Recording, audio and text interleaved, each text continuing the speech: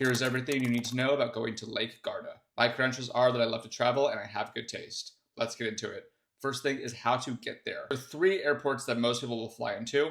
The first one is the farthest. It's Milan Airport MXP, about 2.5 hours away by car. Next one is Bergamo. It's also near Milan, but it's only an hour and a half away. The last one is Verona, which is around 45 minutes to an hour away. If you're gonna go to Lake Garda, I do recommend getting a car because there's some driving involved. So you're better off just getting to the airport, renting a car, than driving to Lake Garda. Now, where to stay? There's quite a few towns surrounding Lake Garda that you could stay in. I definitely have a favorite, but I'll kind of go through all of them so you get the vibe. The first one is Sirmione. This one is going to be the most touristy of the towns, and it has like an old castle, and this is also where a lot of the thermal spas are. I think most of the thermal spas are in this town. Next one is Limone sul Garda. This town has lemon trees that kind of go down the cliffs into the lake. It's very, very beautiful. It's on the west side of the lake. At the very northern tip is Riva del Garda, which is if you're planning on doing like hiking, adventure sports, that sort of thing, this is where you want to stay because this is where they all are and has really easy access into the mountains for those kind of hikes you want to do. And the last one is not very popular. It's not really recommended that much among people online, but it is my personal favorite town of Lake Garda. I love staying here. It's just perfect. And it's Salo. It is a bit small, but you guys, the food in this town was unreal. I feel like every dinner we had was a Michelin star experience. It was just amazing. I could not recommend it more. And it's pretty centrally located, so you can get to all the other towns pretty easily by car because we had a car. You can do a lot of different day trips from Lake Garda, not just around the lake, but also to other towns in Italy.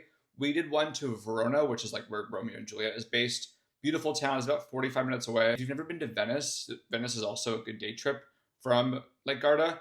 It's about an hour and a half to 2 hours away. Lake Garda is also at the base of the Dolomites, so you have really easy access into those mountains. If you want to go do some hiking, that sort of thing, it's right there. There's also beautiful wine regions around Lake Garda, so if you guys want to do some wine tastings and some vineyards, definitely check those out as well. As far as things to do, if you go closer to the summer, you'll have more access to like water sports and those kind of activities on the lake. And swimming in the lake, you do boat tours on the lake. It's also known for their thermal spas. The one I recommend is Aquaria Thermal Park. It's in Sirmione. It's right on the lake. You have views overlooking the entire lake.